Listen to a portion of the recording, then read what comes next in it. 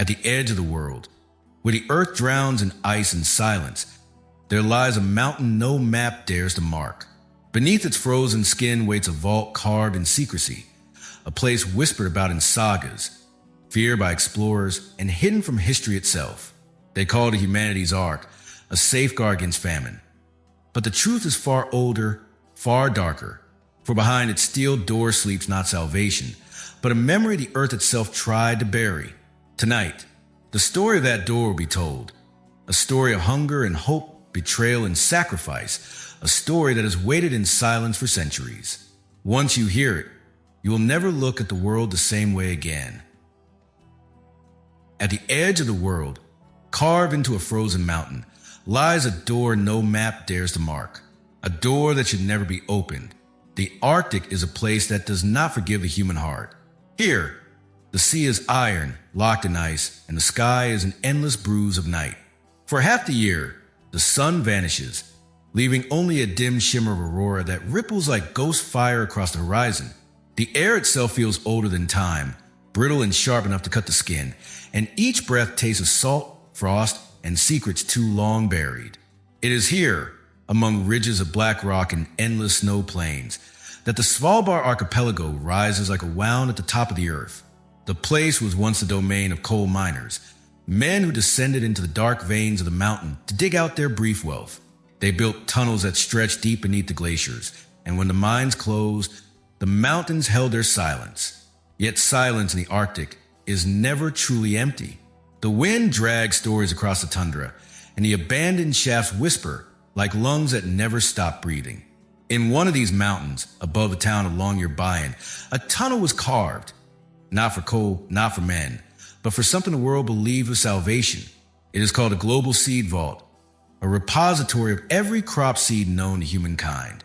Rice, wheat, barley, beans, maize, life frozen in tiny husks, packed away in metal crates against the day when famine, war, or catastrophe might erase the living harvest. Governments built it, scientists praised it, and the world forgot it. Except for a few who always suspected that what is advertised as safety is often something darker. Because when men bury something so carefully, they are not always trying to preserve it. Sometimes they are trying to hide it. The mountain that holds the vault is called Plateauberget, the Plateau Mountain, though locals whisper another name for it, the mouth of winter. They say the ice here does not only preserve, it devours. Generations of hunters told tales of reindeer that wandered into snow caves and were never seen again, of seals that vanished beneath sheets of ice as if dragged down by unseen hands. Children were warned never to follow strange lights on the slopes. For those who did were swallowed by the cold and left no trace, but final scream carried by the wind. The vault itself is a steel wedge driven into the side of that mountain, angled upward like the prow of a ship trapped mid-voyage.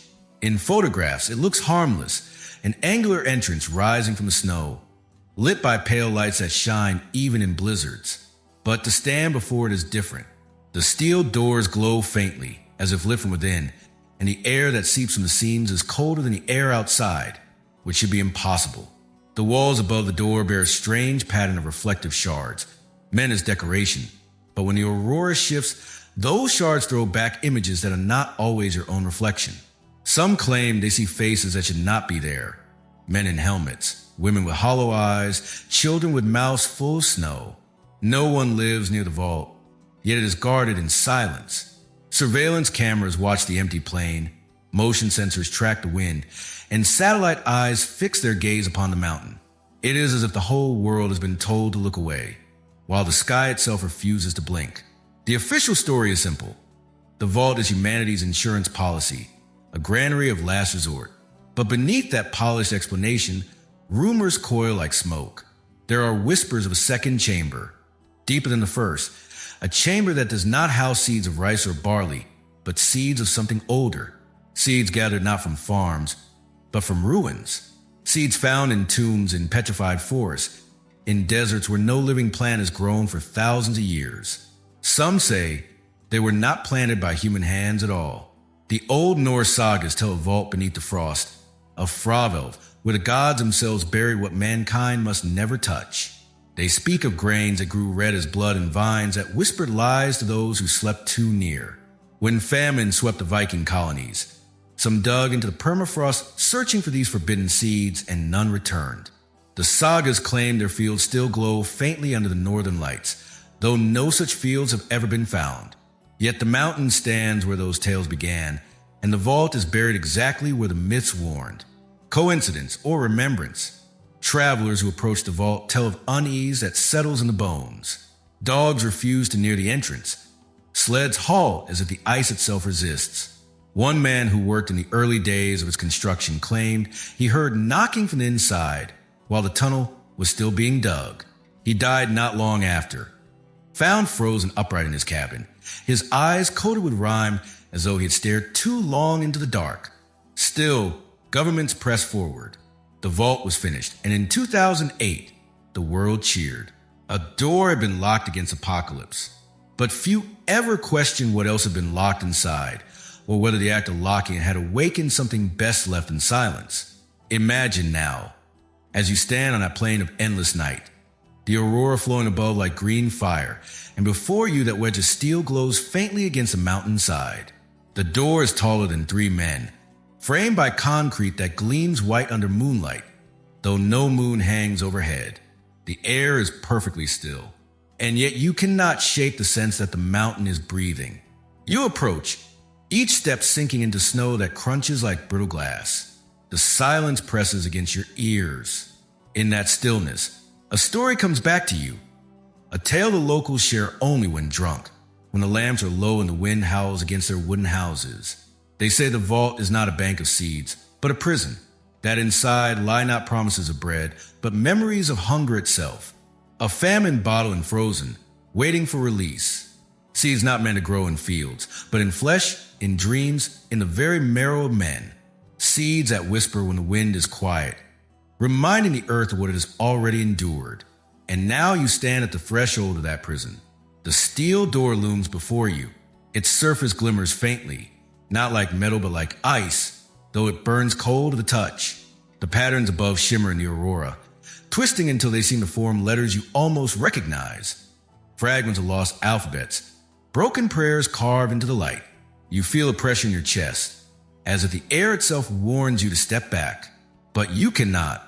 Curiosity is a hunger stronger than fear. You press closer. Your breath fogs against the steel, yet the door does not frost. Instead, it exhales just slightly, like a lung that has been waiting.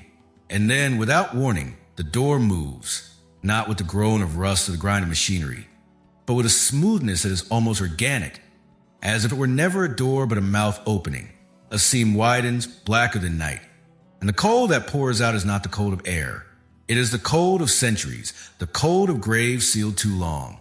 It strikes your skin like needles, slides into your throat like knives, and you know with absolute certainty that this cold remembers you.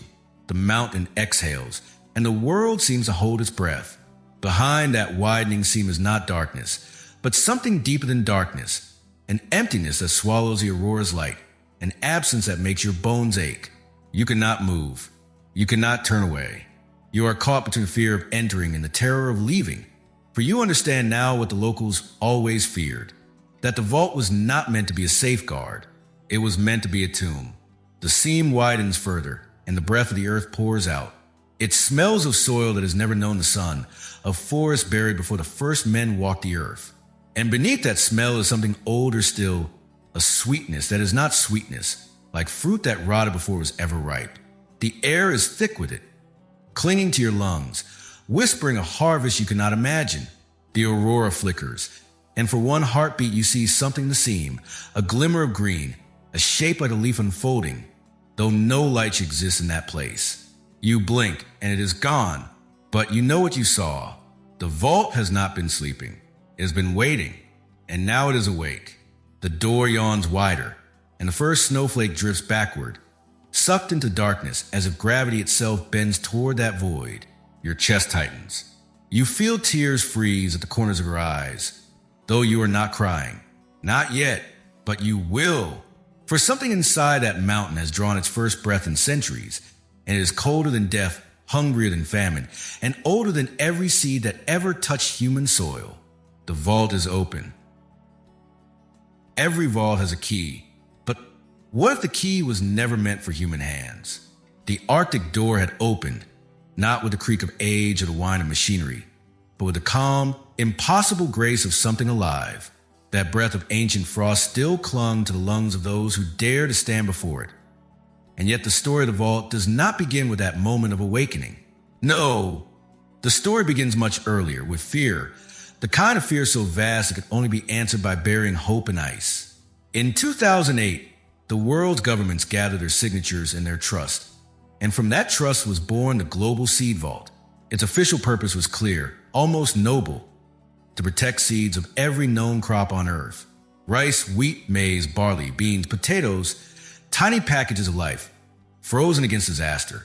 The idea was simple.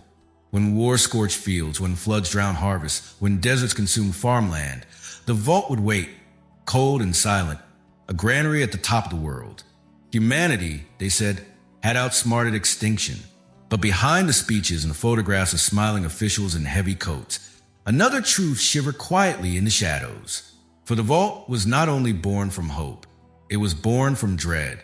The 21st century carried famine like a shadow it could not shake. Populations swelled. Fields cracked under strange suns. Viruses rose from the soil, carried by winds no scientist could predict. Locusts moved in black rivers across continents. And always, behind each catastrophe, there was hunger. Hunger that stripped nations bare, that turned neighbors into enemies, that carved into the heart of humanity the reminder of what it meant to starve. Why does mankind fear its own hunger so much that it must bury food in ice? Perhaps because hunger is the oldest enemy. Armies have been crushed not by steel, but by empty stomachs. Kings have been dethroned not by sword, but by famine. Cities are burned not because their walls failed, but because their granaries turned hollow. Hunger is the ghost that walks beside every cradle, every throne, every battlefield. And so, to escape it, men carried their hope to the end of the earth and sealed it in the cold. The vault, they said, was a triumph, carved into Plateauberget, the mountain above Longyearbyen. It was built to last forever. Permafrost would cradle it. Concrete would shield it. Even the collapse of nations would not break it. But the seeds were locked in their slumber, awaiting a future harvest. But few noticed that the vault's blueprints told only part of the story. Somewhere in the layers of contracts and construction plans was a commission never spoken of in public, a request from unnamed hands, signed not in ink but in silence.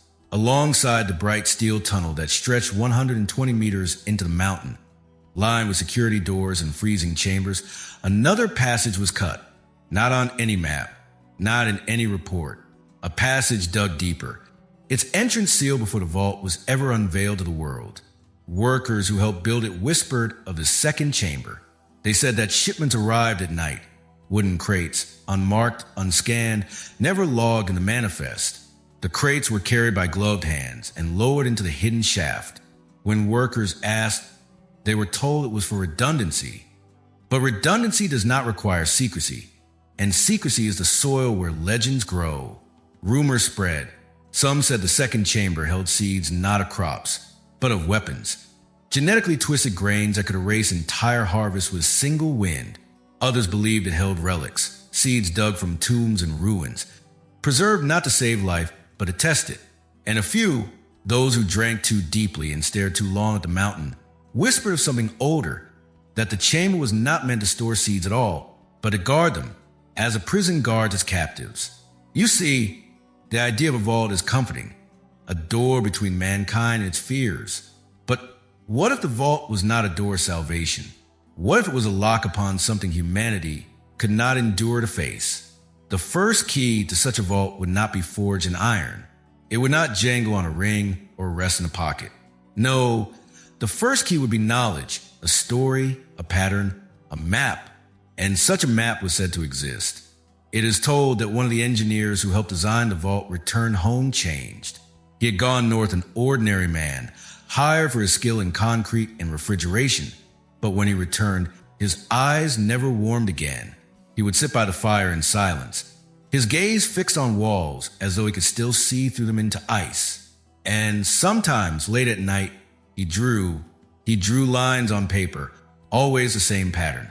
A tunnel that led not to the vault the world knew, but to another door deeper hidden. His wife claimed he muttered in his sleep of keys that were not keys, of locks that were not locks, of doors that would open themselves when the world grew too desperate. When he died, his family burned most of his papers, but one drawing was saved, hidden inside a book of sagas.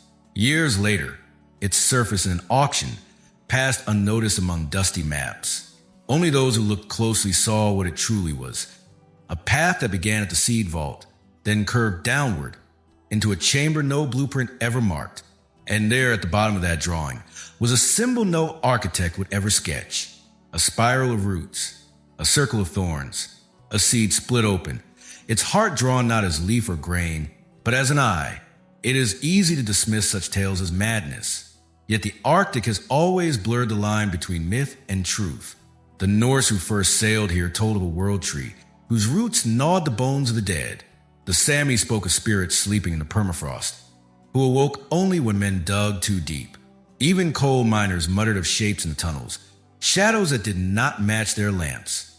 Perhaps the vault was built not upon blank stone, but upon stories too stubborn to die. Now imagine this. The world outside crumbles and the vault waits. Inside, the seed slumber. But what if one day someone found that forgotten map?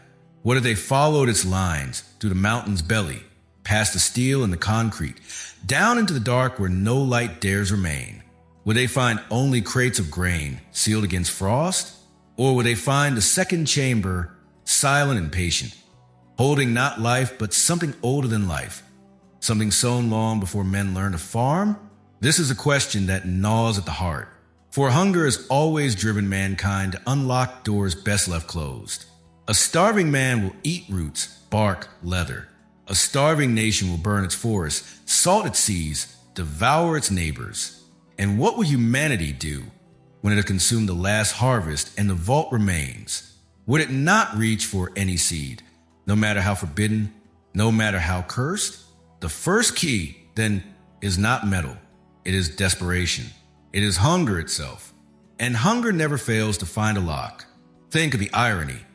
A vault built to save humanity might be the very thing that ends it, because not all seeds are meant to be planted. Some are meant to stay frozen, buried in silence, sealed behind doors no map dares to mark. And yet, the door had opened once already. The mountain had breathed. The cold had escaped. And now, the forgotten map whispers again. A map drawn by a man who could not sleep, whose dreams were haunted by tunnels and doors. A map that suggests there is more beneath the vault than the world has ever known. Picture it now. The parchment is unrolled, the ink faded but still visible. The lines wind downward, past the known vault, into the mountain's heart. At the bottom, that spiral seed waits, its eyes staring upward as though it has always been watching. The first key lies not in the hand, but in the mind that dares to follow. And someone, somewhere even now, is tracing those lines with their finger, wondering what waits in the dark.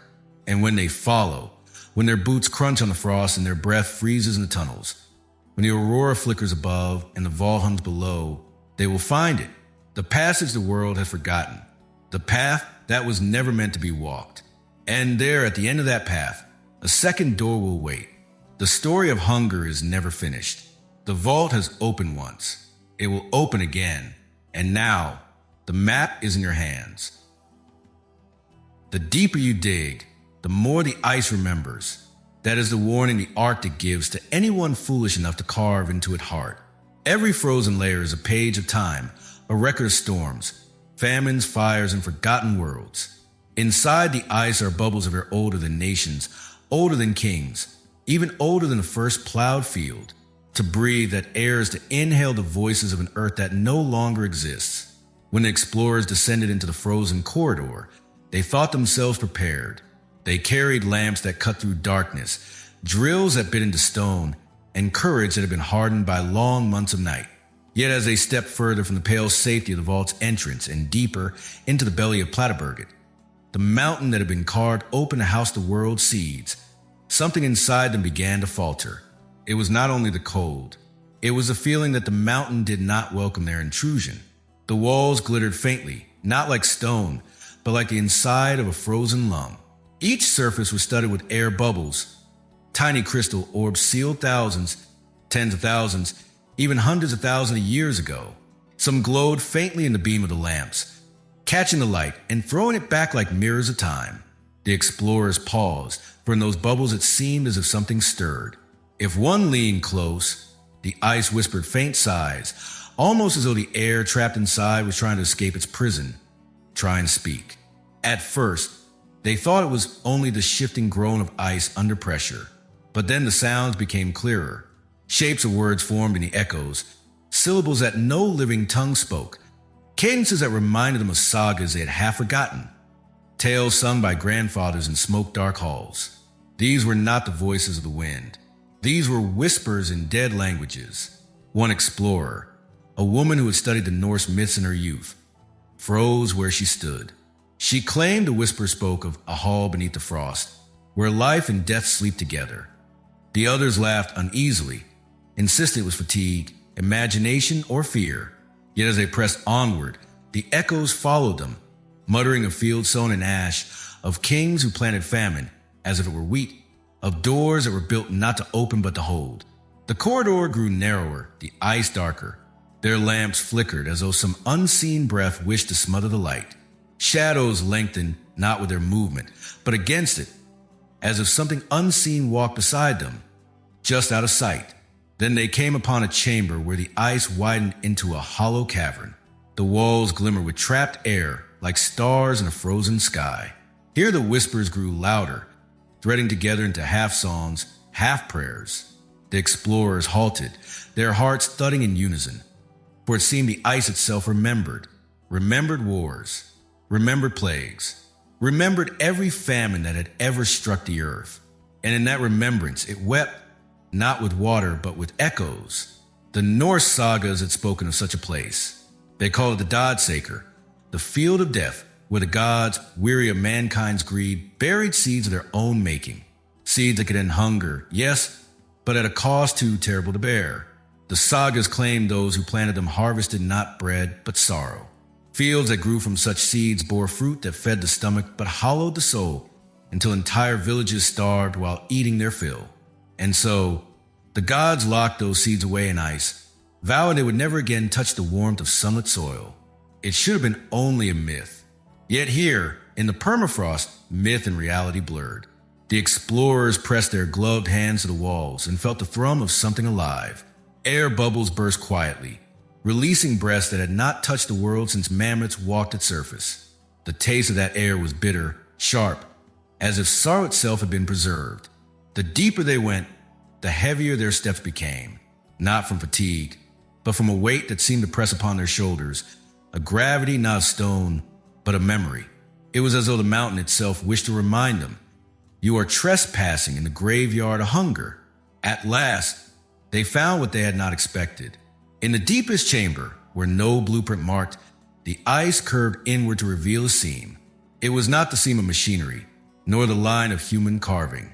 The seam pulsed faintly, like the vein of a living thing. It looked as though the mountain itself had closed a wound, hiding within it something it did not wish the world to see. They hesitated, but curiosity, that most dangerous of hungers, pushed them forward.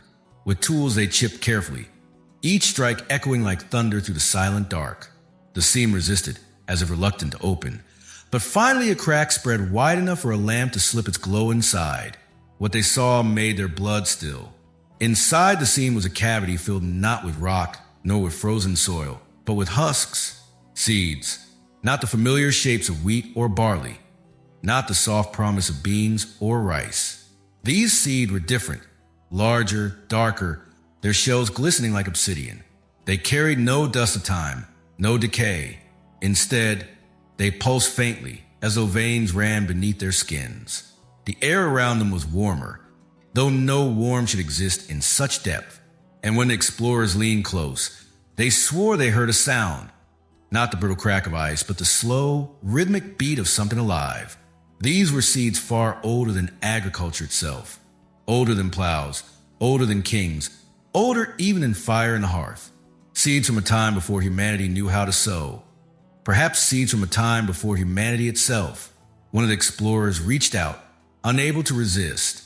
His hand hovered above a seed, his breath fogging in the air. For a heartbeat, the whispers in the permafrost ceased. The entire chamber grew still, as if holding its breath.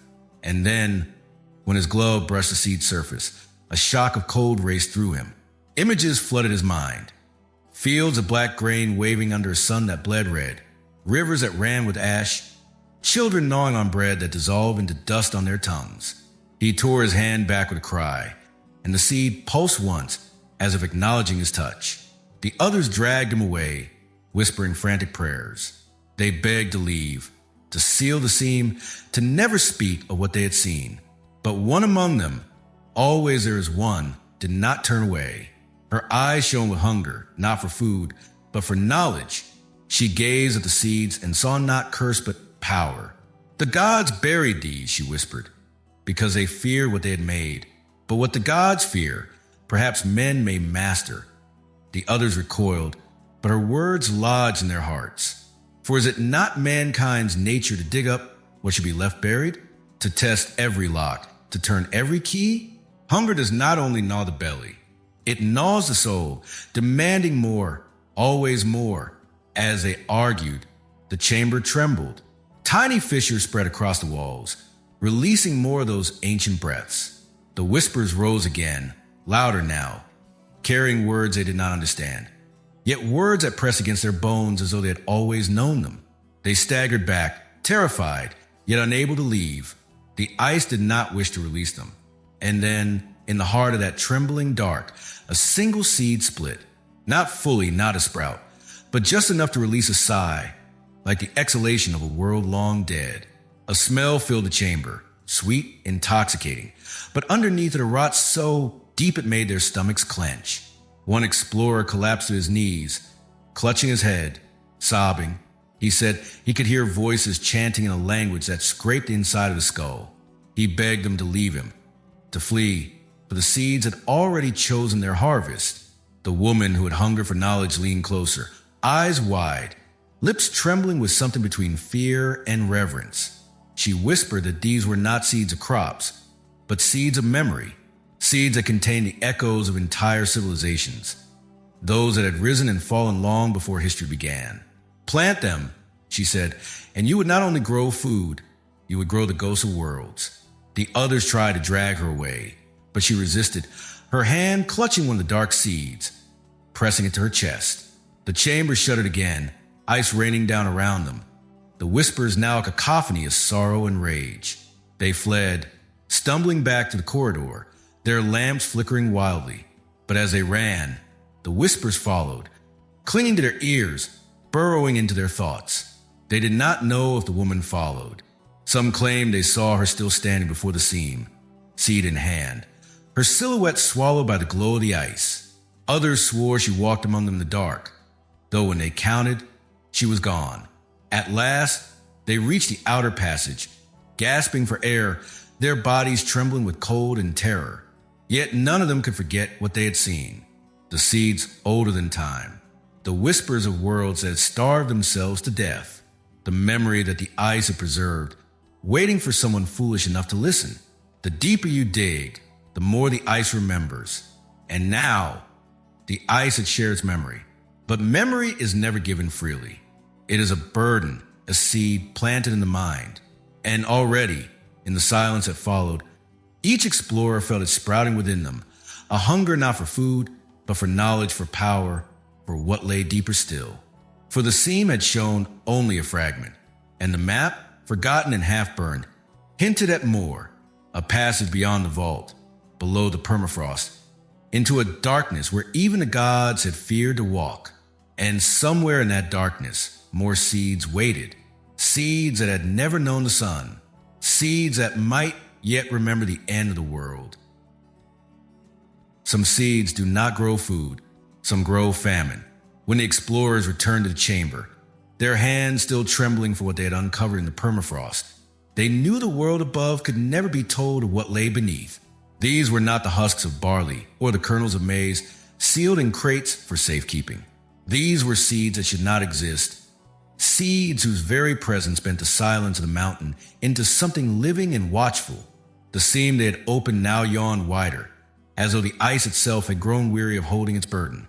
The seeds within gleamed black, metallic, their shells etched with runes that shimmered faintly in the glow of their lamps. No one had carved those runes. Not miners, not engineers, not any hand that belonged to men. They looked older than language, older than history itself.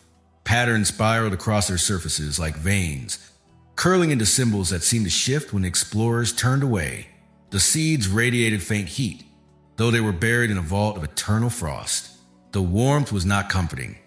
It was unsettling, pulsing against the gloves of those who dared to touch them, like the steady throb of a heart. It was as though each seed was alive, waiting, listening.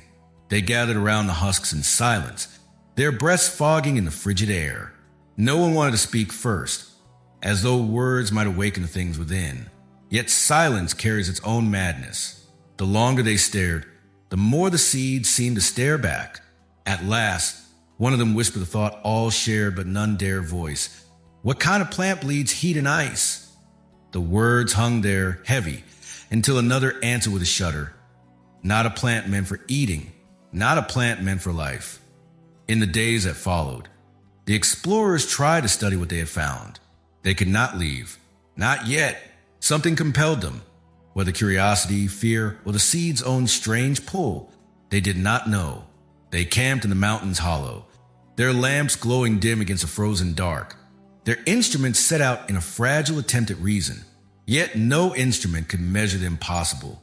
The seeds gave off a frequency their radios caught, but could not translate. Pulses that came in irregular beats, sometimes soft as a sigh, sometimes hard enough to rattle the glass. At night, the explorers dreamed. They dreamed of fields vast and endless, where stalks of black grain swayed beneath a sun that burned crimson. The stalks moaned as the wind bent them, and when the dreamers reached out to touch, the stalks screamed, not in the language of men, but in the piercing agony of something alive, something harvested against its will. They woke shivering, their ears ringing, their mouths dry as if they had eaten ashes. No fire warmed them, no water quenched them. Only the vision of those fields remained, lodged like thorns in their minds. One explorer confessed that he had smelled the harvest in his dream, a sweetness, thick and cloying, that masked decay beneath. He said it reminded him of bread baked in his childhood, bread his family ate during famine years, bread that filled their bellies but carried the taste of mold, the taste of sickness. He wept as he spoke, and the others wept too, for the dreams were not dreams alone. They were memories borrowed from a hunger older than any man. Still they studied. They cut a sliver from one seed, expecting only lifeless matter. Yet the shard bled heat, oozing a sap like molten tar that hissed when it struck the ice. It burned a hole straight through their table, filling the air with smoke that smelled not of plants, but of flesh. The explorers recoiled, their courage splintering. One cried out that these were not seeds at all, but eggs. Another argued they were machines, relics of civilization that had twisted life into weaponry. The woman who had first hungered for knowledge spoke last, her eyes fever bright in the glow of the lamps.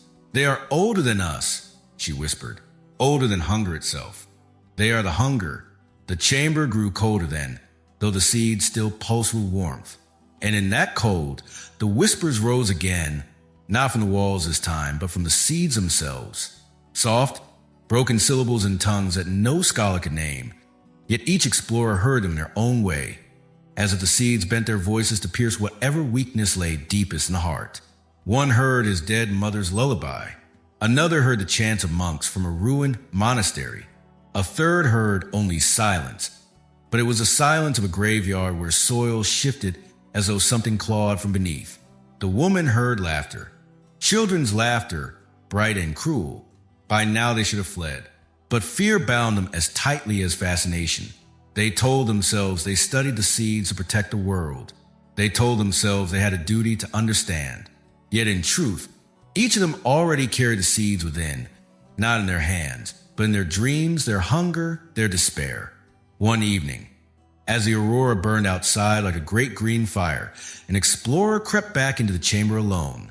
He carried no lamp. He did not need one. The seeds glowed faintly, pulsing in rhythm with his breath. He placed his bare hand against one, ignoring the sear of heat. For a heartbeat, nothing happened. Then the seed shuddered beneath his touch. Visions consumed him. He saw empires starving, cities crumbling, armies devouring themselves. He saw rulers planting these seeds in desperation, fields blooming with black harvests that turned their people hollow. He saw children clutching loaves of bread that dissolved into worms. He saw kingdoms vanish beneath skies that rained grain like ash. He fell to his knees, screaming until his voice broke. When the others found him, his eyes were glazed with frost, his lips muttering fragments of dead prayers. He never spoke again. The explorers grew restless. They began to distrust one another, whispering in secret, watching every gesture, every glance. The woman still clutched her notes, sketching the runes on the seeds, tracing their spirals with shaking hands. "They are language," she murmured, "a warning, or a recipe." The others feared her. They feared themselves. Yet none could leave, for outside the mountain the storm raged eternal, and inside, the seeds pulsed, drawing them back as though the chamber itself had become the heart of the world. And then it happened. The frost cracked. They heard it first, a soft snap, like ice breaking in a spring thaw. They turned, their lamps swinging wildly, until their beams fell upon one seed at the edge of the chamber. A fracture ran across its surface, thin but glowing faintly, as though light itself seeped from within. They stood frozen, unable to move, unable even to breathe. The crack widened. A faint hiss escaped, curling through the air like smoke. The runes on its shell glowed brighter, shifting as though alive, rearranging into patterns that no eye could follow. Something stirred inside. The chamber trembled. The whispers rose, no longer soft but thunderous, a chorus of voices in languages forgotten, screaming, begging, laughing, weeping all at once. The explorers clutched their ears, but the voices came from within, not without. The seed split further, and in that moment, every explorer knew the truth. These were not seeds of life. They were seeds of famine, seeds that did not grow food, but hunger itself, seeds that birthed not harvest, but ruin. The woman reached forward, her hand trembling, her eyes wide with awe. "It's beginning," she whispered. The others pulled her back, but was too late. The seed cracked open with sound like a scream swallowed by the earth, and from within, something moved. Every forbidden place has its guardian. The explorers thought they were alone in the mountain. The corridor of ice echoed only with their breaths, their boots crunching in the frost, their lamps trembling in the endless dark. They believed the seeds were secret, hidden from all eyes, untouched by human hands since the permafrost had sealed them away. But in every story of locks and keys, there is always someone watching. And in this story, the watchers were not machines, nor governments, nor distant satellites. The watcher was a man. He appeared when their courage was breaking, when the first seed cracked in the frost and the chamber filled with whispers. His presence was sudden, as though he had stepped out of the ice itself, his body half shrouded in shadow, his coat rimed with frost. His face was pale, hollowed by years of silence. His eyes burned with something that did not belong to madness alone. They froze at the sight of him. He looked too solid to be a ghost, too broken to be whole. His breath misted in the air, but the mist carried shapes, fragments of runes that glowed faintly before dissolving into the dark. "I told them," he said, his voice cracked but steady. "I told them the vault was not built to save the future, but to bury the past." His words silenced even the whispers of the seeds. For a heartbeat, the mountain itself seemed to listen. He introduced himself not with name, but with a confession. He said he was the keeper of the vault, not by choice, but by blood. His father before him had stood watch, and his father before that, a line of men who had carried the burden of a pact older than memory, a pact sealed in the ashes of war. After great fires of the world, he said, after the bombs fell and men saw their hunger written in the smoke of burning cities, there was a gathering.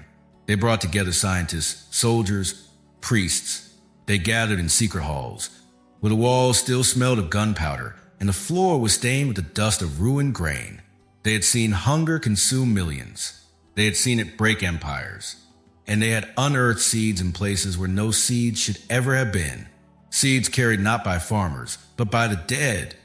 He told them that after World War II, when nations rebuilt themselves with trembling hands, men digging in ruins had found things they should never have found. In scorched fields and bombed cathedrals, in craters carved by fire, they uncovered seeds sealed in urns and jars, seeds marked with symbols no botanist could name. They were tested, planted in secrecy, and the harvest grew fast, too fast. Stalks shot from the ground like spears, fruit ripened in days, but the food rotted as it was eaten.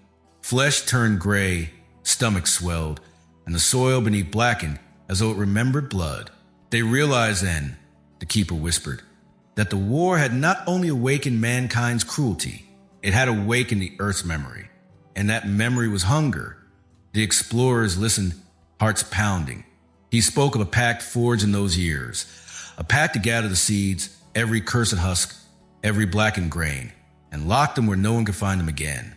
The Svalbard Vault was the face the world could see, the Ark of Salvation, but beneath it, deeper in the mountain, another vault had been built, its blueprints whispered, its existence erased. The keeper's family had been bound to that secret, generations sworn to guard it.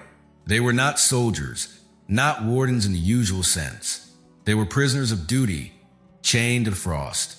He spoke of his father, who had told him stories not of fairy tales, but of warnings. How he was never to eat fruit he did not know, how he was never to trust the soil that grew too quickly, how he was never to follow the sound of laughter in the snow. They said if the vault ever opened, the keeper murmured, if the seeds were touched again, then famine would no longer be born of drought or war. It would be born of itself. Hunger that grows even as it feeds. Hunger that devours not the body, but the world. The explorers shivered. They had seen the seeds with their own eyes. They had felt their heat, heard their whispers. And now, in the keeper's words, they understood that these were not discoveries. These were inheritances of a curse that had lived longer than any kingdom, longer than the memory of man. One explorer, trembling, asked why the seeds had not been destroyed. Why not burn them? Why not grind them to dust and scatter them to the seas? The keeper's eyes darkened. Because they do not die. Fire cannot kill what is older than fire. They sprout in ash. They grow in bone. To destroy them is to scatter them. And scattered, they would take root in every corner of the earth. The only way to fight them is to keep them bound, to starve them in silence. His voice cracked with sorrow then, for he knew what silence had cost his line. He spoke of his father dying alone in the ice, of his mother weeping salt tears that froze before they touched the floor, of brothers who had vanished into the mountain when the whispers grew too loud. His family had not guarded the vault as men guard treasure. They had guarded it as men guard graves, knowing that what they held was not to be touched, not to be remembered, not to be loved. The explorers felt the weight of his words press upon their chests like stone. They saw in him the shape of their own future, trapped, consumed by duty, forgotten by the world. But the woman who had long hungered for knowledge leaned forward, her eyes alight. If the seeds hold hunger itself, she whispered, then perhaps they also hold its cure. If we understood them, truly understood them, we could end famine forever. Imagine a grain that grows without sun, without soil, without limit. No more starvation, no more hunger. The keeper's gaze sharpened, sorrow twisting into fury. You speak with the voice of every tyrant who has ever starved the world for power. Do you think my ancestors did not dream of the same? They dreamed, and their dreams became graves. The seeds cannot cure. They only consume. That is their truth. That is why we guard them. The woman's lips parted to reply, but the keeper raised a hand. His eyes flickered, as though listening to something deeper than their words.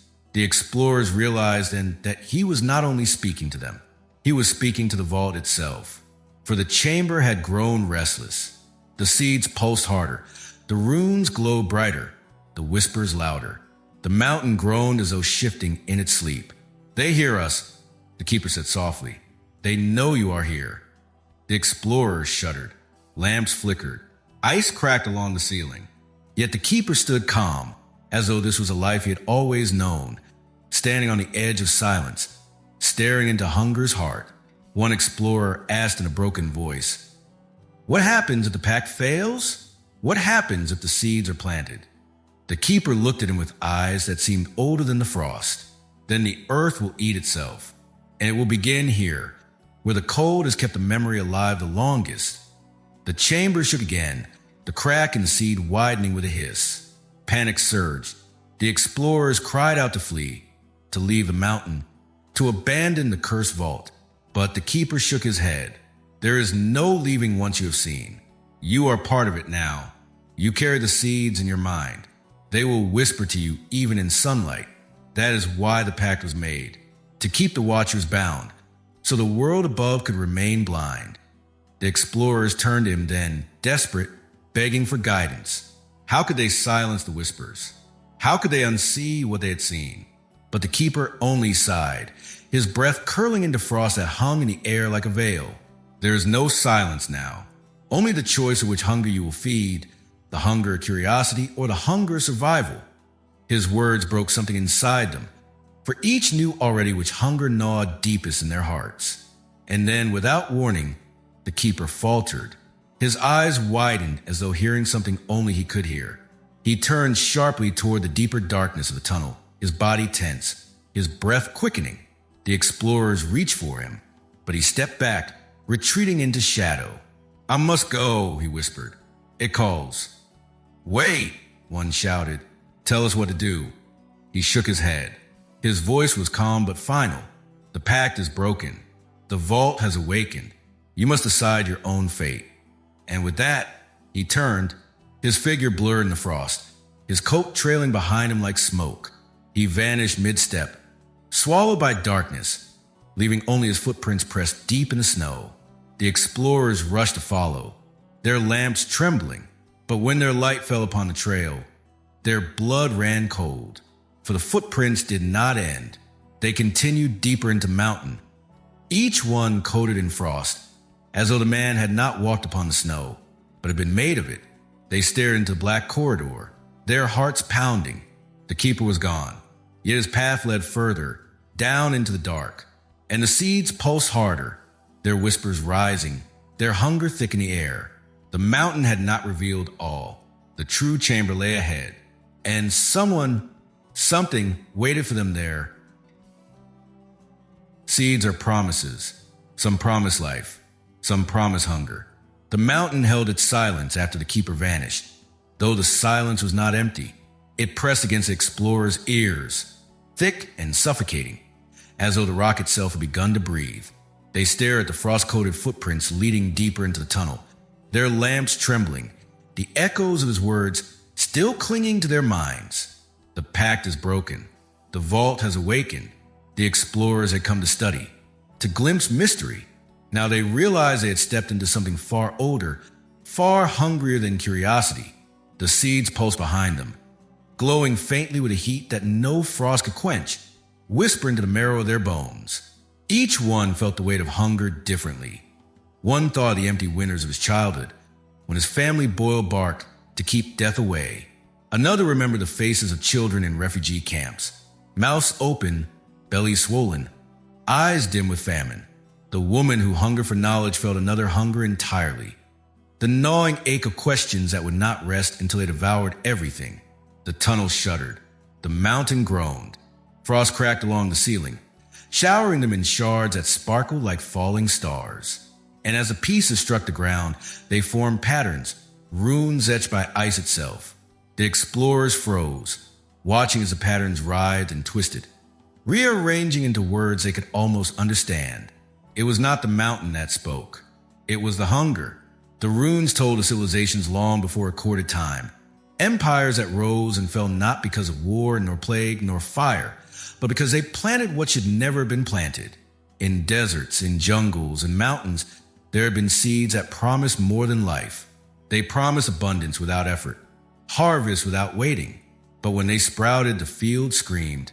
The crops grew too quickly, too greedily, devouring the soil, leaching rivers dry, consuming even the shadows of those who walked among them.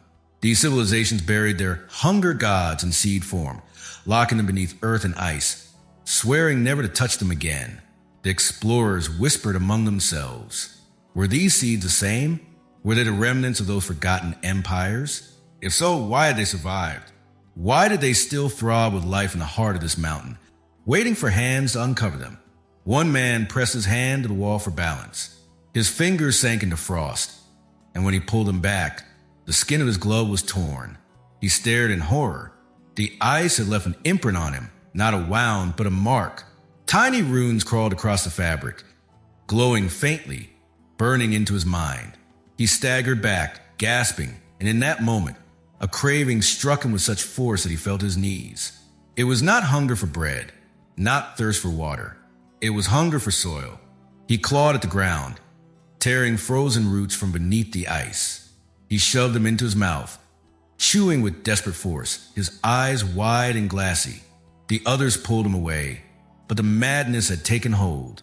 He spat blood, weeping, crying out that the earth itself was sweeter than any feast. His teeth cracked against stone, yet still he bit, as though trying to devour the mountain. Fear swept through the group. They dragged him back, bound his hands, tried to silence his screams. But in their own bellies, they felt a faint echo of the same hunger, a gnawing ache for raw earth, for roots frozen in silence, for the taste of stone. The woman trembled as she watched, but her fear was not of hunger. It was of truth. This is why they buried them, she whispered. The seeds are not food. They are famine itself. They do not feed you. They make you crave what you should never crave. Her words did not ease her dread, for already the frost was changing again. Patterns spread across the walls, new runes curling into spirals, shifting faster than eyes could follow. The explorers raised their lamps, and the shadows writhed in shapes that did not belong to men. One saw a field stretching into infinity, but the soil writhed like flesh. Another saw rivers choked with stalks that swayed like tongues. Another saw children gnawing not bread, but the bones of their mothers, smiling as they chewed. And then came the sound. At first, it was faint, almost indistinguishable from a wind. But as they pressed deeper into the corridor, it grew louder, a low hum, rising and falling, weaving into a rhythm. It was not the voice of the seeds. It was the voice of what waited beyond them. The keeper's words returned to them in fragments. Hunger that grows even as it feeds. Hunger that devours not the body, but the world. The explorers pressed onward, not because they wished to, but because the mountain seemed to pull them. The corridor twisted, walls narrowing, the ceiling sagging. Frost thickened into crystalline ribs that curved inward, as though they walked through the skeleton of some enormous beast. Every step carried them deeper into a place that felt less like earth and more like a mouth. Their lamps flickered. The hum deepened into a chant. The runes burned brighter. And in the midst of that trembling dark, they saw it. A seed, not like the others. It lay in the center of a hollow chamber, larger than any they had yet seen. Its shell was blacker than obsidian. Its surface covered in runes that shifted with every breath. It pulsed with heat, stronger than the rest, filling the air with waves that shimmered like a mirage. And around it, the frost had melted into soil. Not frozen tundra, not lifeless rock, but living soil, dark, rich, what was something that smelled of iron. The explorers stood at the edge, their bodies trembling. They could feel it in their bones, in their teeth, in their bellies. This was no mere seed. This was a god, buried not in worship, but in fear. A hunger god, entombed in permafrost, sealed away by civilizations who had learned too late what it meant to reap what should never be sown. The woman whispered what they all feared. It's waiting. The chamber groaned. Soil shifted. Frost cracked. The runes crawled faster.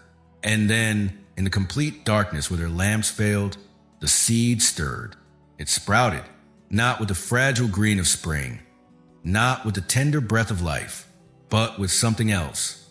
A stalk rose, black and glistening, bending unnaturally as though aware of them. It grew in silence, twisting, its skin slick with frost that steamed away in the heat of its pulse. It did not grow toward the ceiling. It grew toward them. The explorers staggered back, their breaths ragged. The stalk bent like a neck, leaning closer, its tip splitting open like a mouth. The whispers filled the chamber now, louder than ever. layered with voices of famine, of death, of civilization screaming as they burned their last harvests. The hunger god had awakened. The seed had sprouted, and it was reaching for them. Every vault hides another lockbox. Every secret breeds another. The explorers believed they had already reached the deepest chamber, where seeds pulsed with ancient hunger and stalks bent toward them in darkness. They had thought the cracked shell and the sprout bending close was the end of the mountain's revelations.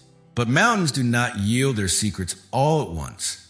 They bury them in layers, as the earth buries bones.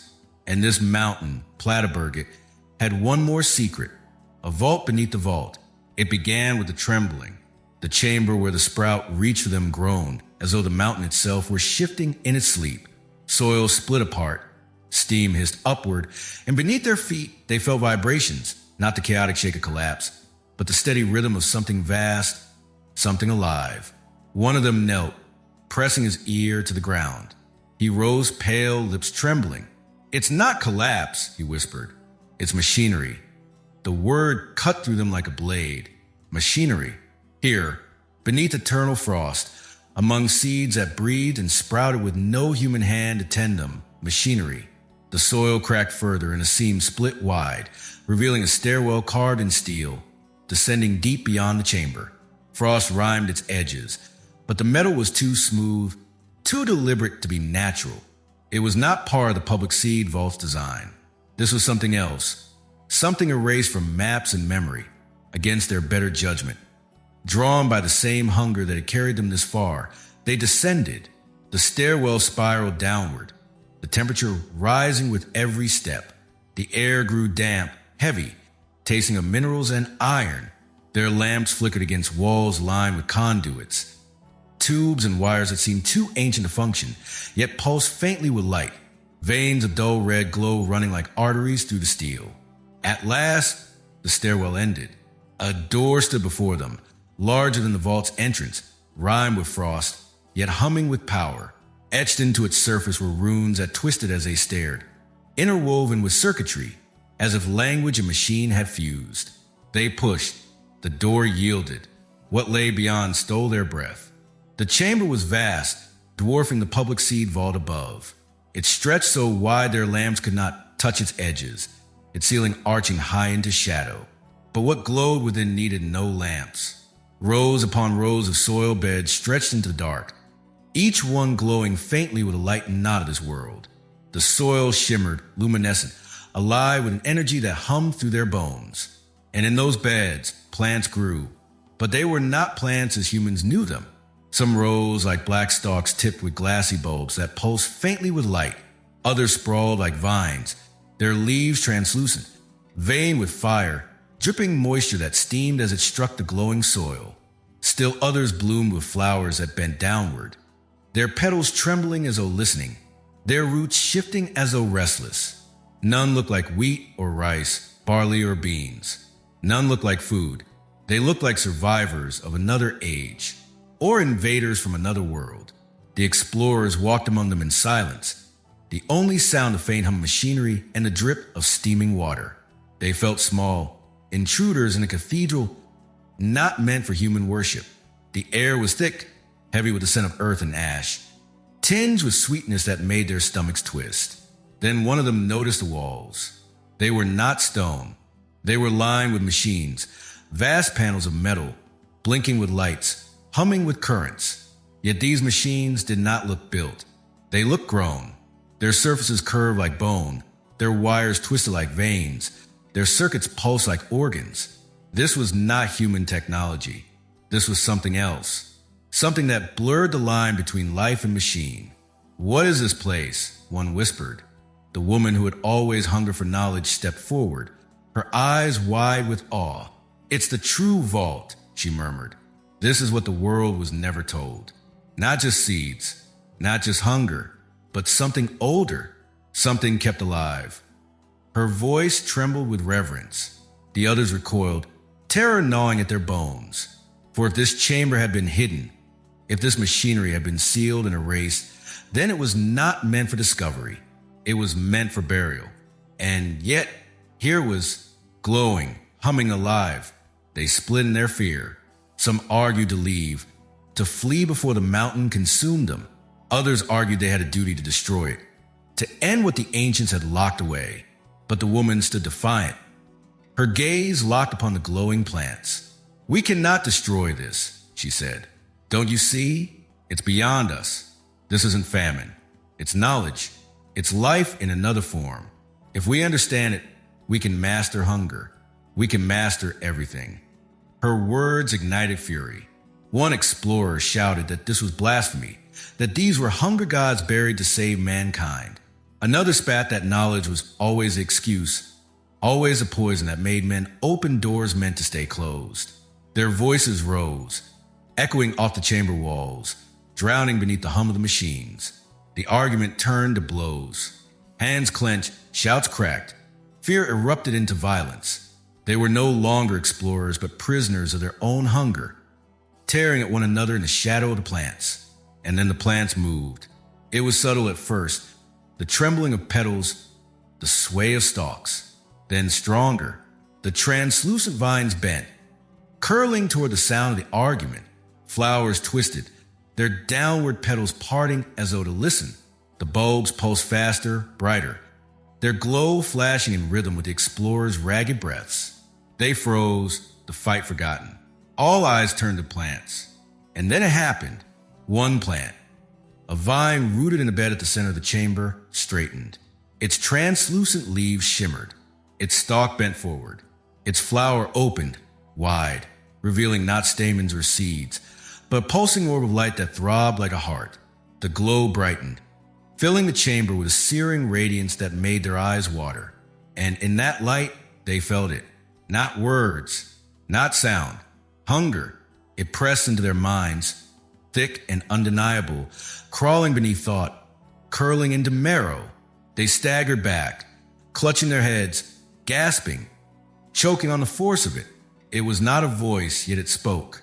It was not a mouth, yet it fed.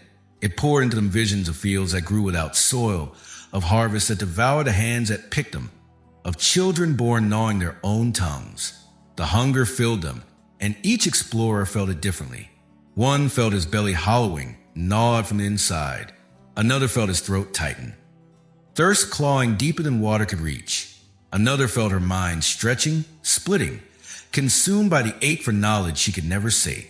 And the woman who had hunger for knowledge from the beginning, fell to her knees, tears streaming, laughter breaking from her throat.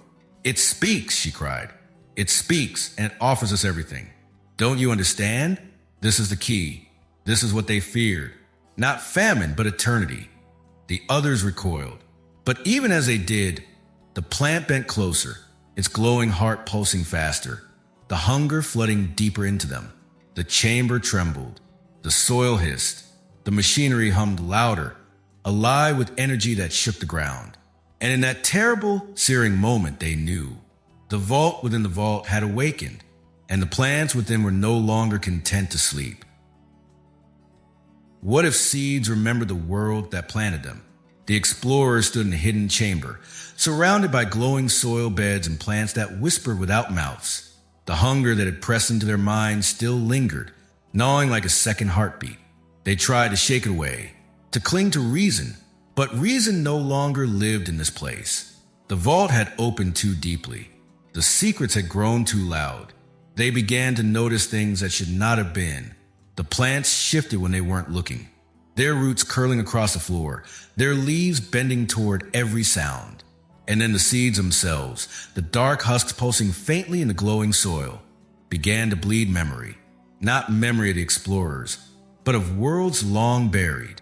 It came first as a shimmer, a haze that blurred the chamber into something else. The frost walls dissolved into horizons of fields stretching endlessly, the soil black and rich, the air thick with the scent of grain. But as the explorers watched, those fields darkened. They were drenched not in water, but in blood. Men and women staggered between the rows, their bodies bent with hunger, their mouths stained red. Armies marched through the harvest, cutting down stalks that screamed when they fell. The fields glowed with fire, not sunlight. The explorers cried out, clutching their heads. Yet the vision did not stop. It clawed at them, force into their eyes, into their veins. They saw a harvest that fed no one, loaves of bread that turned to ash in the mouth, children dying with hands full of grain that crumbled into dust. They saw cities emptying as famine spread, temples collapsing as kings offered prayers to gods who had already abandoned them. And then they saw the burial. Priests in robes of bone carried the seeds in urns, chanting in languages long dead, laying them into pits carved from stone, sealing them with runes that glowed faintly in the dark. They buried the seeds not as treasures, not as offerings, but as prisons. They chained hunger in husks, swore it would never be planted again. The vision shattered. The explorers fell to their knees in the glowing chamber, gasping, sobbing, their hearts pounding as if they had lived the deaths of thousands. One man clutched his chest, swearing he could still taste blood in his mouth.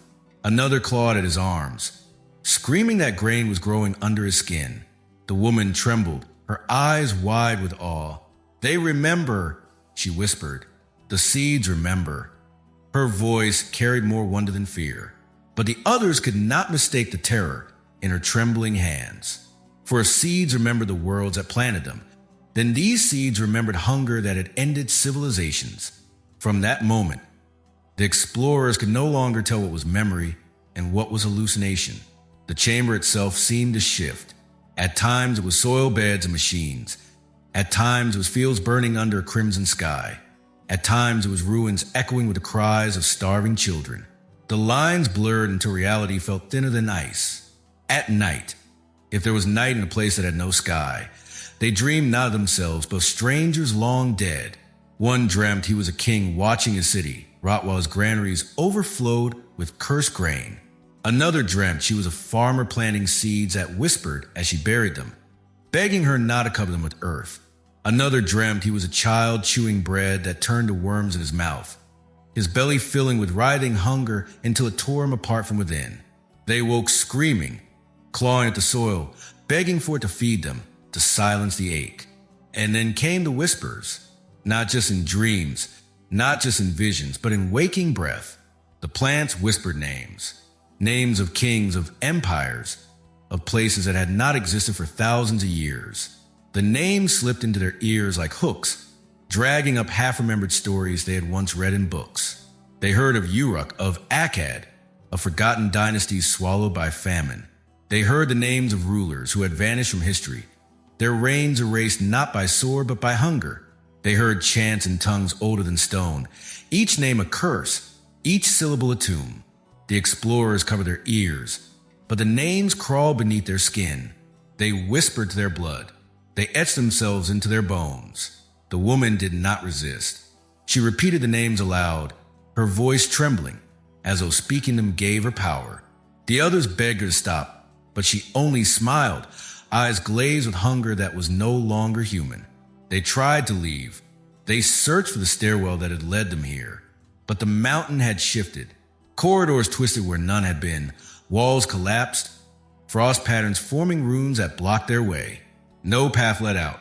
Every step carried them deeper into the chamber, as though the vault itself had decided they belonged to it now. And then the seed beds began to stir.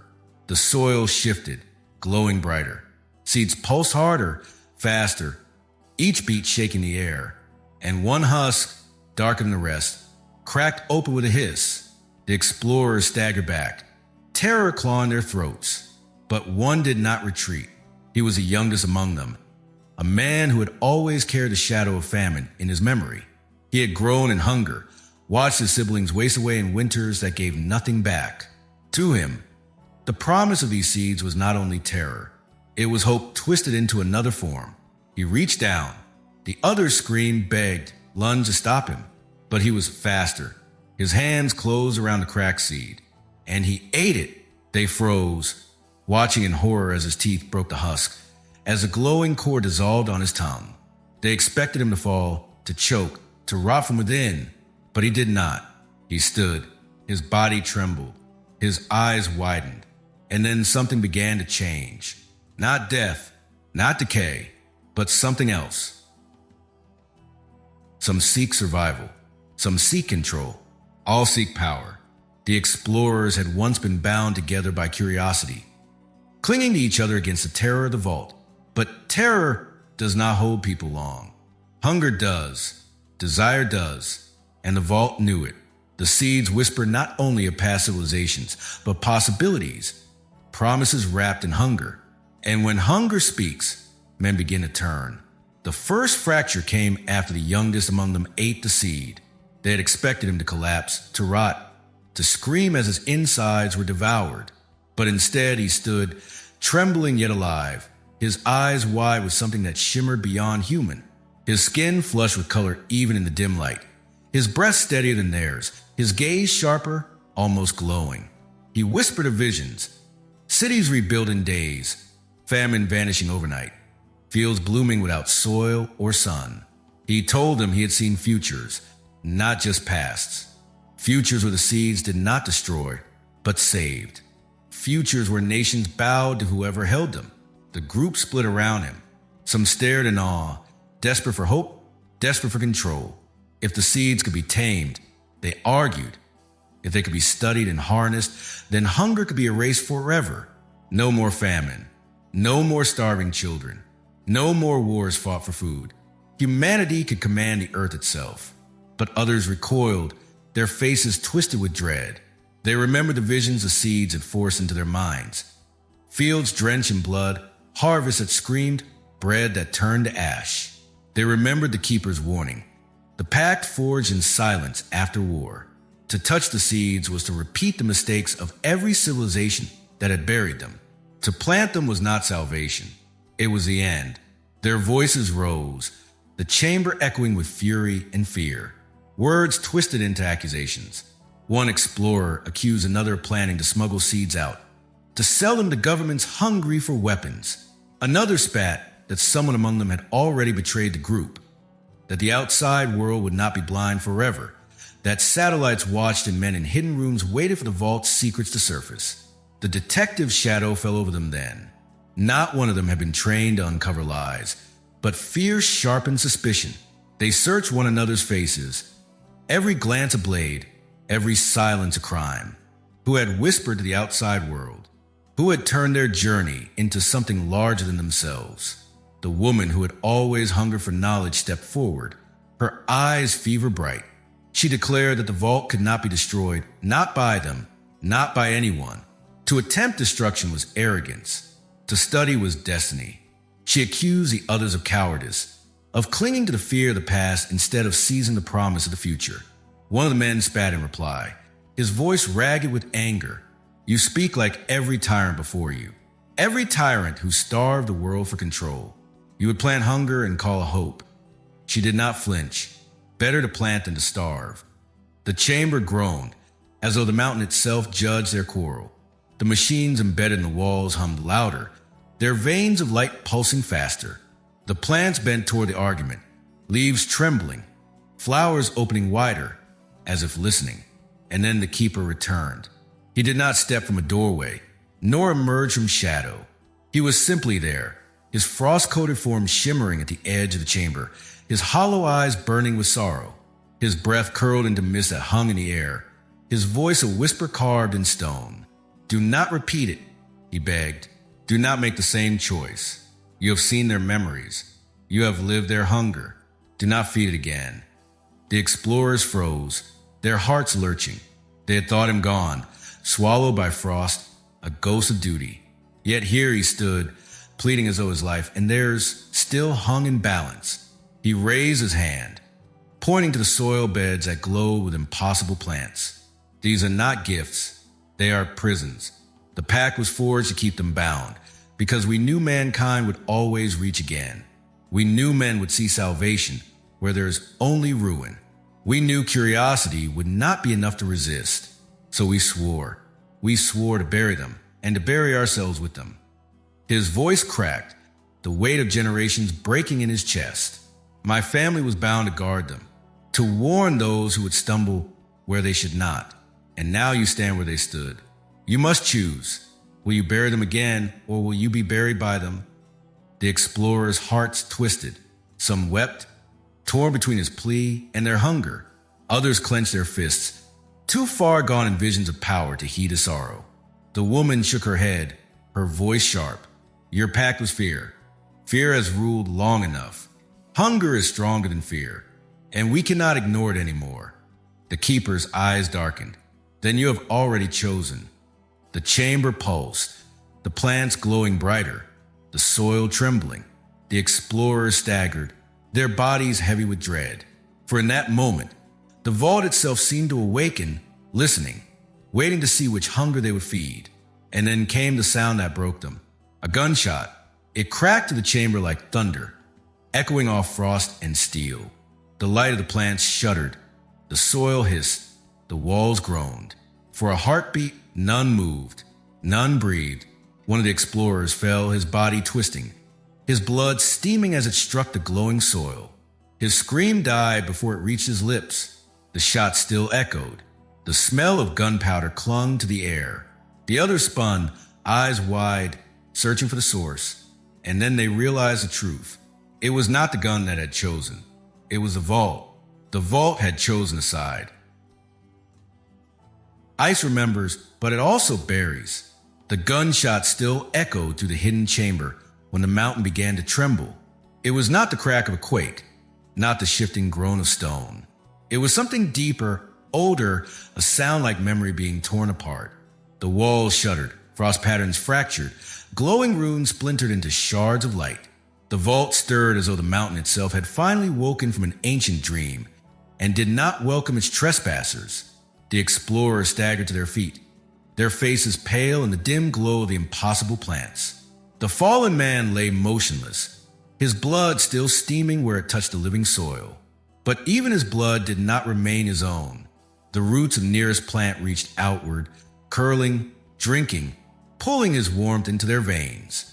His body sank as if the earth had claimed him in an instant, leaving only a hollow impression where he had fallen.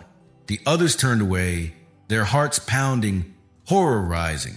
It was no longer a question of studying or destroying. It was survival. The vault did not want them here. And now, the mountain itself was beginning to collapse. The sound deepened, a rumble that shook the air. Ice cracked above, massive sheets breaking loose, tumbling like thunder.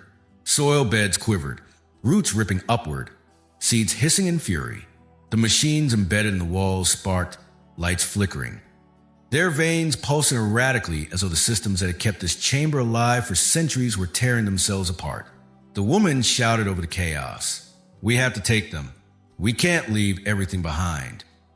Her eyes gleamed, wild with desperation, her hands reaching toward the glowing soil. Another shoved her back, his voice raw. "If we take them, we die." That's what they want, to spread again. But the seeds whispered, louder than ever, each husk glowing as though lit from within. And in their glow, visions returned, not of the past, but of time itself unraveling. The explorers staggered as reality bent. They saw civilizations rise in flashes, cities blossoming in seconds, towers built and toppled in breaths. Fields grew and withered, rivers carved valleys, and then dried to dust. Oceans receded and swallowed land again, all in the blink of an eye. Time was no longer steady. The vault's collapse was tearing at its edges. They screamed, clutching their heads, as moments spun around them. One saw his own birth and death in the same instant. Another saw her grandchildren's faces before she had even born children. The mountains showed them futures not yet written, past not yet forgotten, all collapsing into now. The keeper's voice echoed faintly through the distortion. This is why it was buried. This is why it must stay buried. Ice remembers, and it buries what must not return.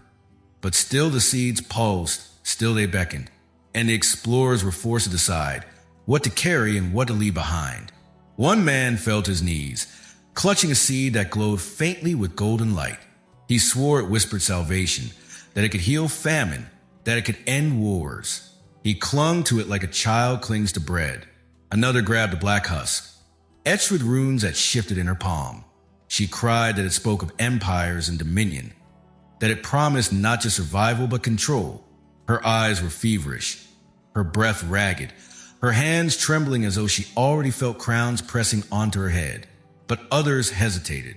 They remembered the screams in their visions, the blood in the fields, the famine that fed upon those who planted such seeds. They wept, torn between the instinct to save something and the knowledge that what they save might consume everything. Above them, the ceiling cracked. Shards of ice the size of tombstones fell, smashing into soil beds, crushing glowing plants, scattering fragments across the chamber. One seed split open under the weight, its husk cracking with a hiss, releasing steam that filled the air with choking heat. In that steam, they saw another vision. An empire drowning in its own harvest, millions clawing at bread that rotted in their mouths, rulers collapsing upon thrones of grain. The explorers staggered back, choking, coughing, tears streaming down their faces. They could not carry everything. They could not even save themselves if they hesitated longer. The woman with the feverish eyes screamed, clutching her seed to her chest. "We can't leave them. If we leave them, the world will starve. Do you want to watch children die when salvation was here?" But another struck her, knocking her to the floor. "Better a starving world than devoured one," he shouted, his voice breaking with rage and grief. The chamber shook harder. Walls buckled. Machines sparked. Time fractured further.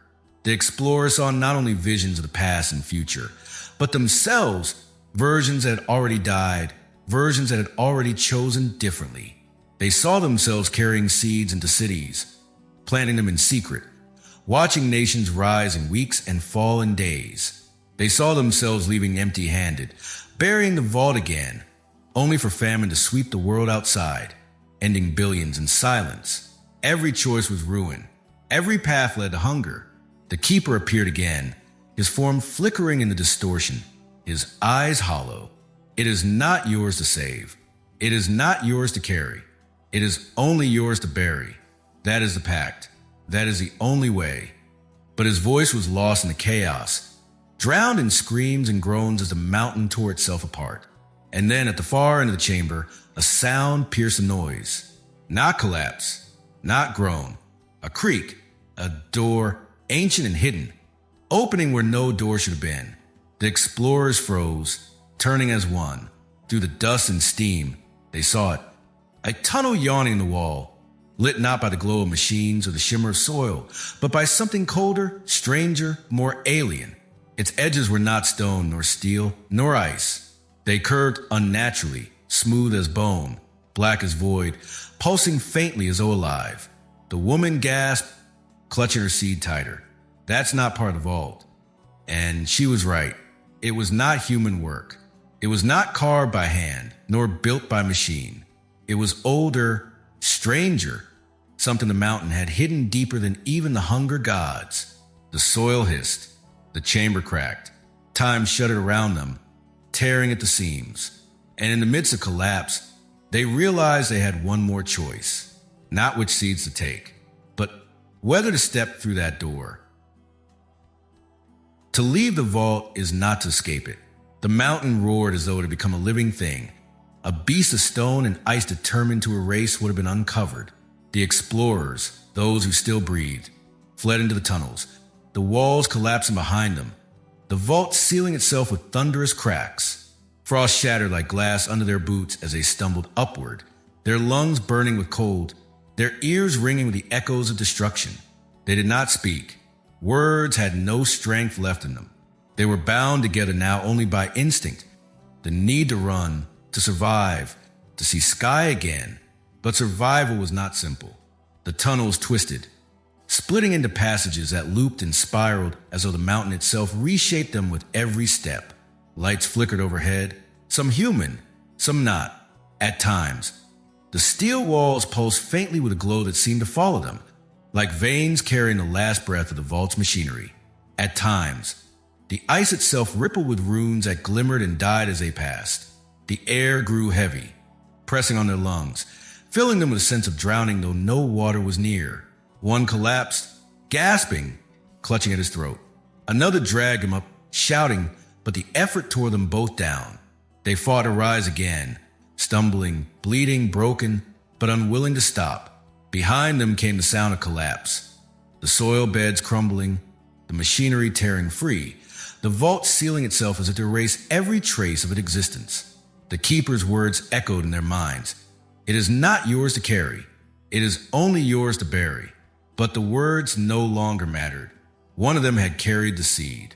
One of them had taken it outside its prison. And now, they carried not just memory, but a burden of the vault itself.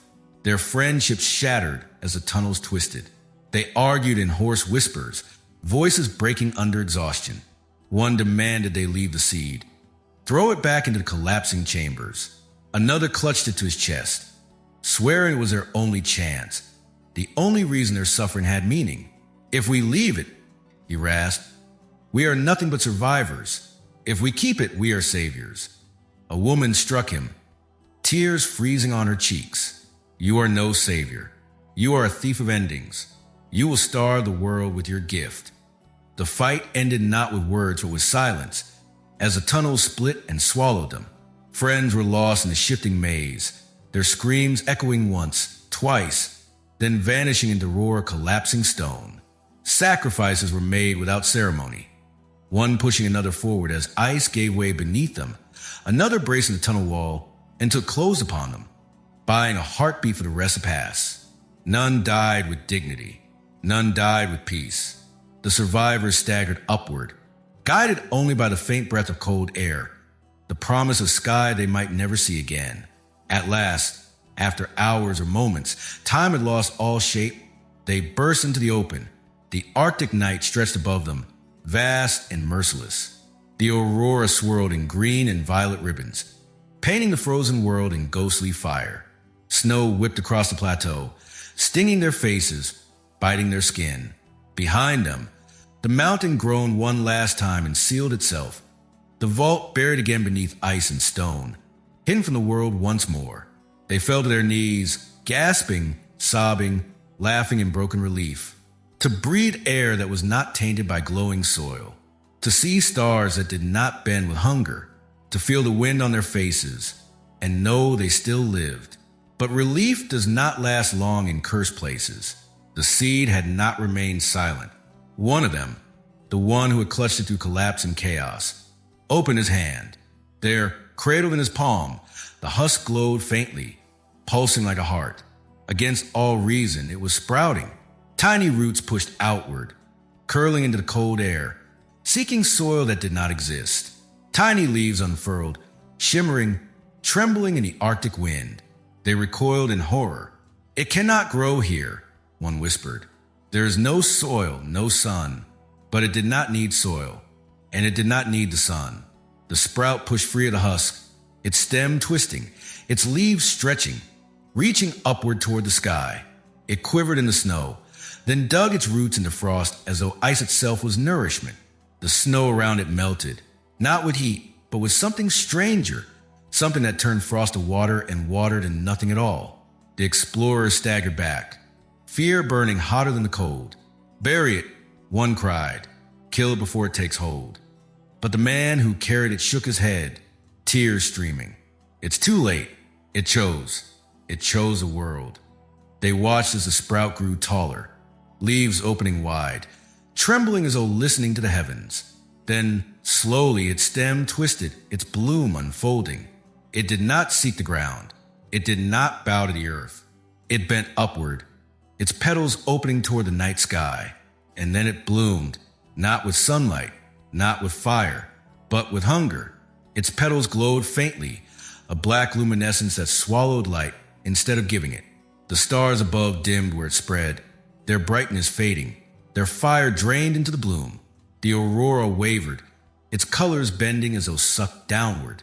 The plant drank starlight, pulling the heavens into itself, bending sky into its veins. The explorers fell silent, their hearts hollow, their breaths frozen in their throats. They had brought it out. They had given it air. They had given it sky. And now it was feeding. The man who had carried it dropped to his knees, his face streaked with tears. Do you see? He whispered, his voice breaking. It does not hunger for us. It hungers for stars. It is not of earth. It is not of soil. It is of the heavens. And now it will grow forever. The others could not move. They could not answer. They could only watch as the bloom widened, its glow deepening, its hunger spreading across the night. The stars dimmed one by one, their light bending toward the plant. The aurora flickered, faltered, and faded into nothing.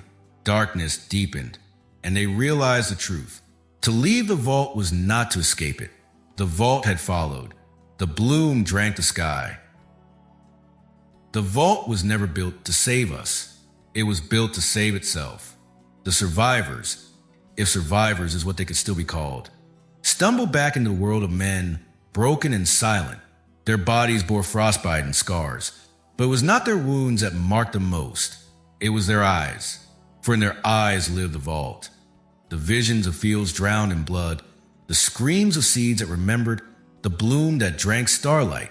They carried those memories like shadows stitched into their skin. They told their tale, at first in whispers, then in frantic bursts, then in sobbing confessions to governments, scientists, journalists, anyone who would listen. They spoke of glowing soil beds, of roots that drank blood, of time that fractured in collapsing tunnels. They spoke of the keeper who had pleaded with them, whose hollow voice carried the weight of generations bound by a pact of silence. They spoke of the seed that had escaped, the one that had bloomed in Arctic snow and bent its petals not toward the earth but the stars, drinking light until the sky dimmed. No one believed them. They were written off as mad, delirious from isolation and frost. Doctors said hypothermia had burned their minds, weaving hallucination into nightmare. Officials dismissed them as storytellers, spinning folklore to justify their failure. The vault, after all, still stood. Satellites showed the entrance carved into mountain, sealed and silent, unchanged. To the world, it looked exactly as it always had. A door set into frozen stone, a simple corridor leading to nothing more than shells of seeds, quiet, inert, harmless. And so the survivors became exiles. Some locked themselves away, unable to live in a world that mocked the truth. Some disappeared into wilderness, perhaps to escape the whispers that never left them, the whispers that grew louder at night when the stars bent strangely overhead. And some took their lives, unable to bear the weight of the keeper's voice echoing still. Seeds are stories. Some must never be told. But the vault remembered. The mountain resealed itself, its tunnels collapsing, its hidden chamber buried deeper than ever. Snow drifted over the steel door, covering it in silence, as though nothing had ever happened. The aurora danced above it again, green ribbons curling over white peaks, beauty masking horror. The world went on, as it always does, blind to what lay beneath. Years passed. Famine came. It began quietly, as famine always does. Crops failed in one country, then another. Rains grew unpredictable. Rivers dried. Storms drowned fields before harvest. Wars flared not for oil or gold, but for bread. Children starved with hands empty, their cries echoing the visions the survivors had once described. And still, no one believed them. Governments turned their eyes to Svalbard, to the frozen vault that had been built as mankind's final insurance. They remembered the promise made when it was constructed in 2008, that here in the deep cold of the Arctic, every seed of every crop on Earth had been preserved, safe from war, safe from disaster, safe from time itself. In their desperation, they assembled expeditions. Planes flew into the endless night. Ships broke through frozen seas. Men and women marched across ice to the steel door. Scientists, soldiers, leaders, all carrying the hope of nations upon their backs. They reached the vault. They brushed snow from its steel frame, expecting it to be sealed, waiting for their keys, their codes, their authority to open it. But the door was already open. No blast mark scarred it. No sign of force marred its hinges. It stood ajar, a faint breath of frost curling from the darkness beyond, as though the mountain had opened itself, as though the vault had been waiting. The soldiers hesitated, their boots crunching in silence. Some swore they heard whispers in the wind, voices calling from the dark, names in languages older than stone. The scientists argued, insisting the door must have been compromised, that looters had broken in, that their worst fear had come true. But no human hand had done this. No lock had been broken. No key had been turned. The vault had chosen. Inside, the corridor stretched with impossible stillness, lined with shelves of sealed boxes, each holding seeds that could rebuild civilizations. But deeper within lay shadows they did not understand. The glow of soil, faint but pulsing. The memory of roots that once drank blood. The echo of visions that had torn minds apart. The survivors, those few who still lived, heard the news from afar. They sat in silence, tears streaking their faces, their hearts breaking anew. They knew what the governments would find. They knew what they would unleash. They knew the curse of hunger was never meant to be solved, only buried. One survivor, her voice trembling, wrote a final note before vanishing forever. The vault was never built for us. It was built for itself. It survives not to save mankind, but to feed on us. And when famine calls, we always answer. We always open the door. The years ahead would prove her right. The famine deepened. The vault gave its gifts. Seeds were taken, planted, harvested. At first they bloomed with abundance. Fields swelling with impossible crops. Nations fed in days. The world praised the vault as savior. The door beneath the ice was worshipped as mankind's deliverance. But the seeds remembered. The field began to change. Harvests whispered in the wind. Stalks bent toward the sky. Petals opening at night to drink starlight. Grain blackened in the hand. Roots cracked stone. Flowers bled into rivers.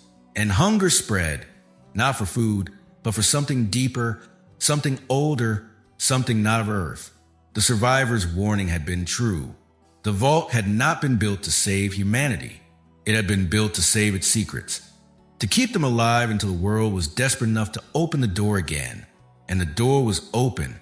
The aurora flickered above Svalbard, its colors dimming, bending, drawn down into the mountain. The stars themselves seemed fainter. Their fire pulled into roots that now stretched across the tundra. Villages whispered of plants growing where none should. Flowers that opened not to sun but to the void. The frozen door stood wide, its breath curling into the night. And the world, starving and blind, stepped willingly inside. And so the vault sleeps again beneath its mountain of ice, its doors sealed, its secrets humming in the silence of eternity. Perhaps it waits for a future none of us will live to see. Or perhaps it waits for the next curious soul who dares to seek what should never be touched. We have only brushed against the frostbitten edges of its mystery. Yet the questions remain. What else lies buried in the Arctic night? What stories have been locked away? Not in vaults of stone or steel, but in the shadows of time itself. If you felt the chill of this journey linger in your bones, do not let it fade into the ordinary silence of the world. Carry it with you, share it, speak of it, and let others feel the echo of what you discovered here. And if you wish to wander deeper into these forbidden lands and forgotten zones, then stay close to this fire. Like, comment, share, and above all, subscribe, so you do not miss the next story waiting in the dark. Because some doors never truly close. They only wait for you to return.